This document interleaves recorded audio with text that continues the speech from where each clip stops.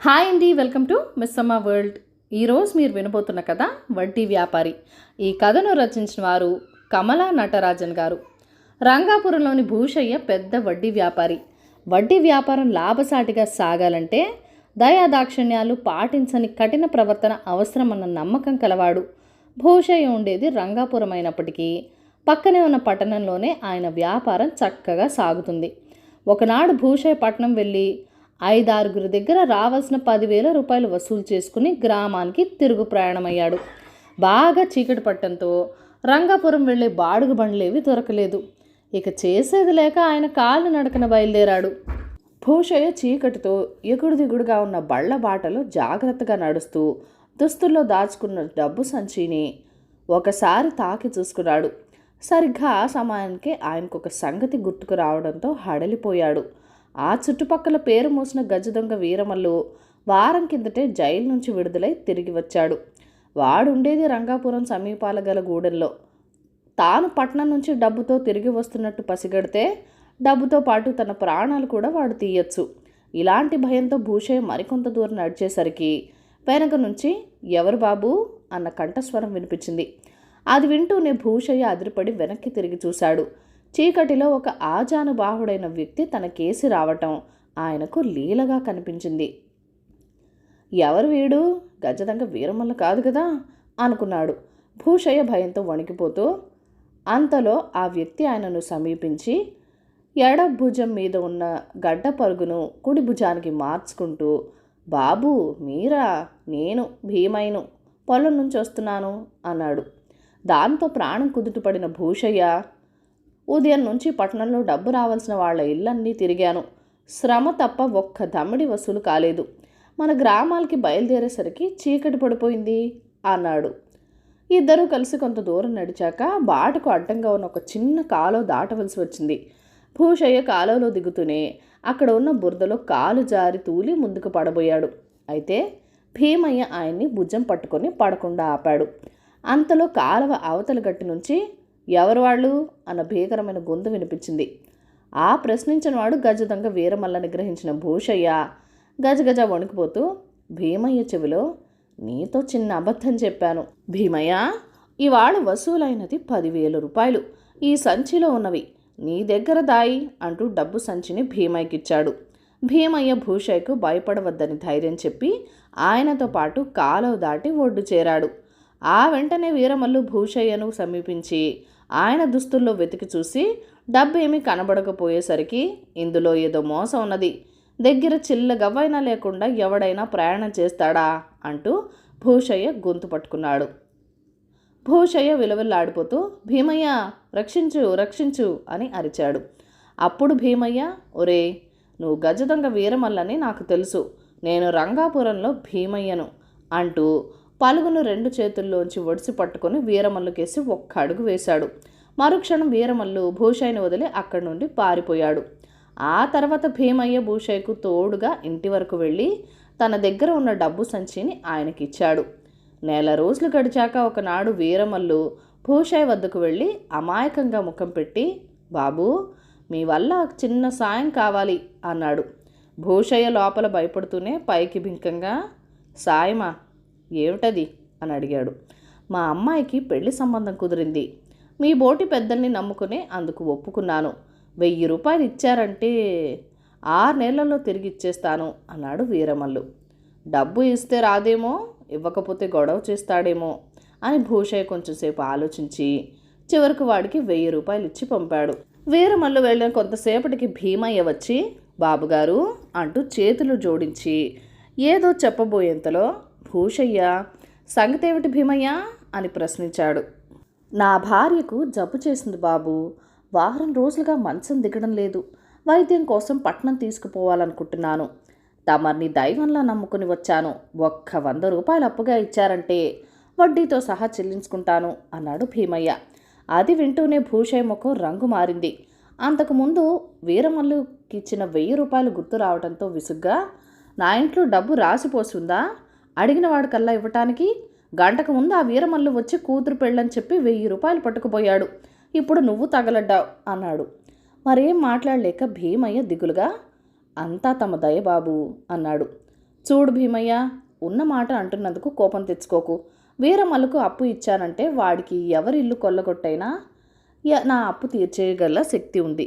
మరి నీ వల్ల ఏమవుతుంది చెప్పు? రెక్కాడితే గాని డొక్కాడని కూలివాడివి. కావాలంటే ఇదిగో 10 రూపాయలు తీసుకుపో, నాకు తిరిగి ఇవ్వనవసరం లేదు అన్నాడు భూషయ్య. భీమయ్య ఆ 10 రూపాయలు తీసుకోకుండా మౌనంగా అక్కడి నుంచి వెళ్ళిపోయాడు. 2 నెలలు గడిచాయి. ఒకనాటి రాత్రి భూషయ్య ఇంట్లో దొంగతనం జరిగింది. విలువైన బంగారు నగలతో పాటు 25,000 రూపాయల రొక్కం దొంగల పాలైంది ఊరంతా చెప్పుకున్నారు. ఇది జరిగిన వారం రోజుల తర్వాత భీమయ్య వంటకాలం నుంచి పొలానికి నీరు పెడుతూ ఉండగా గజ దొంగ వీరమల్ల అక్కడికి వచ్చి చిన్నగా నవ్వుతూ, రంగాపురం భీమయ్య నువ్వేనా అని అడిగాడు. ఆ సమయంలో వీరమల్ల అక్కడికి ఎందుకు వచ్చాడో అర్థం కాక, భీమయ్య, అవును, ఆ భీమయ్యను నేనే. నువ్వెవరైంది కూడా నాకు తెలుసు. ఇంతకు వచ్చిన పనేమిటి అని అడిగాడు. ఈ మధ్య చక్రవడ్డీల భూషయ్య దగ్గరకు నువ్వు అప్పుకెళ్ళావు కదా, పని కాలేదు అవునా? ఇదిగో ఇప్పుడు నీకు ఈ సంచి ఇస్తున్నాను. ఇందులో 200 ఉన్నాయి. ఈ డబ్బు ఒకప్పుడు ఆ భూషయ్యదే కనుక పుణ్యం కూడా ఆయనకి దక్కుతుంది అంటూ భీమయ్య ఏదో అనబోయింతలో సంచిని చేనుగట్ట మీద ఉంచి వీరమల్లు చకచక పట్నం దారి పట్టాడు. భీమయ్య ఆ సంచి తీసుకుని తిన్నగా భూషయ్య ఇంటికి వచ్చి ఆయనకు జరిగింది చెప్పి, బాబూ, వీరమల్లు ఈ సంచిలో 200 రూపాయలు ఉన్నాయన్నాడు. నేను లెక్క పెట్టలేదు అంటూ డబ్బు సంచిని ఆయనకి ఇవ్వబోయాడు. అయితే భూషయ్య ఆ సంచి తీసుకోకుండా, నన్ను క్షమించరా భీమయ్య, వీరమల్లు వేరేవెవరు ఇల్లు కొల్లగట్టైనా నా బాకీ తీర్చగలడని ఆ రోజు నీతో అన్నాను. ఆఖరికి వాడో నా ఇంట్లోనే దోచుకుపోయాడు. ఉపకారం చేసిన నీకు సహాయపడకపోగా అవమానకరంగా మాట్లాడాను. నాకు తగిన శిక్షే పడింది. ఆ డబ్బు నువ్వే ఉంచుకో.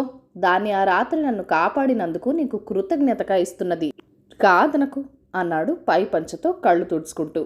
భీమయ్య చేతులు జోడించి ఆయనకు నమస్కరించి తన ఇంటికేసి బయలుదేరాడు. బర్మా జానపద కథ పీడకల. పూర్వం బర్మా దేశంలో ఒక గ్రామంలో బామాంగ్ అనే వడ్డీ వ్యాపారి ఉండేవాడు. అతడికి ధన సంపాదన పట్ల తప్ప మరే ధర్మకార్యాల విషయంలోనూ ఆసక్తి ఉండేది కాదు. అతడికి ఒకసారి జబ్బు చేసి ఇక బతకనేమో అన్న భయం పట్టుకున్నది. చనిపోయే ముందైనా దేవుని గురించి, భక్తుల గురించి ఏవైనా కథలు విందామన్న ఆలోచన కలిగింది బామాంగ్కు. ఆయన తన సేవకుడిని పిలిచి సంగతి చెప్పి గుడి పూజారిని పిలుచుకురమ్మన్నాడు. గుడి పూజారి వచ్చి అతన్ని, నువ్వు దేవాలయానికి వచ్చి ఎంతకాలమైంది అని ప్రశ్నించాడు. స్వామి, సరిగ్గా గుర్తులేదు అన్నాడు వడ్డీ వ్యాపారి. నీకీ నాటి వరకు దేవుడి పట్ల భక్తి భావం లేదు. ఈ ఆఖరి క్షణంలో నువ్వు దైవలీలను గురించి, భక్తులను గురించి వినటం వల్ల ప్రయోజనం ఏమీ ఉండదు అంటూ వెళ్ళిపోయాడు పూజారి. మంచి వైద్యుల సాయంతో కొన్నాళ్లకు వడ్డీ వ్యాపారి జబ్బు నుంచి బయటపడి ఎప్పట్లా తిరగసాగాడు. ఒకనాడు వీధిలో ఎదురైన అతన్ని చూసి పూజారి ఆశ్చర్యంగా, ఏమిటి, నువ్వు అంత జబ్బు నుంచి బతికి బయటపడ్డావన్నమాట అన్నాడు. అవును స్వామి, జబ్బు అయితే నయమైంది, కానీ ఒక పీడకల మాత్రం పట్టి వేధిస్తున్నది అన్నాడు వడ్డీ వ్యాపారి. పీడకల ఏమిటది అని అడిగాడు పూజారి కుతూహలంగా. ఆ కలలో నేను చచ్చి స్వర్గానికి పోయాను. అయితే అక్కడ ఉన్న ద్వారపాలకుడు నన్ను అడ్డుకొని, నువ్వేనాడైనా పూజారులు సన్యాసులు చెప్పిన పుణ్యకథలేమైనా విన్నావా అని అడిగాడు. నేను వినలేదన్నాను. నా జవాబుకు ద్వారపాలకులు విసుకొని, అయితే ఇక్కడే ఉండు, స్వర్గంలో ఉన్న అలాంటి వారెవరినైనా తీసుకువస్తాను. వారు దీవించిన తర్వాతే నీకు స్వర్గద్వారాలు దాటి అర్హత కలుగుతుంది అన్నాడు. కొంతసేపటికి ద్వారపాలకుడు తిరిగి వచ్చి, నువ్వు దురదృష్టవంతుడివి, స్వర్గంలో పూజారులు సన్యాసులు ఎవ్వరూ లేరు అని చెప్పాడు అన్నాడు వడ్డీ వ్యాపారి. అది విని పూజారి కోపంతో వెళ్ళిపోయాడు. కొద్ది రోజుల తర్వాత గ్రామాధికారికి వడ్డీ వ్యాపారి పీడకల గురించి తెలిసింది. అతడికి పూజారి పట్ల చాలా ద్వేషం. అందువల్ల వడ్డీ వ్యాపారిని పిలిపించి, నీ పీడకల గురించి తెలిసింది. నీకు జబ్బుగా ఉన్నప్పుడు అతడు దురుసుగా అన్న మాటలకు తగిన విధంగా బుద్ధి చెప్పావు, బాగుంది. ఆ ఒక్క కలేనా, మరేమైనా పీడకలలు వస్తున్నావా అని అడిగాడు. ఈ మధ్య మరొక పీడకల వస్తున్నది అన్నాడు వడ్డీ వ్యాపారి. అలాగా, ఏమిటా పీడకల అని అడిగాడు గ్రామాధికారి. ఆ మొదటి పీడకల ముగిశాక నేను నరకానికి వెళ్ళాను.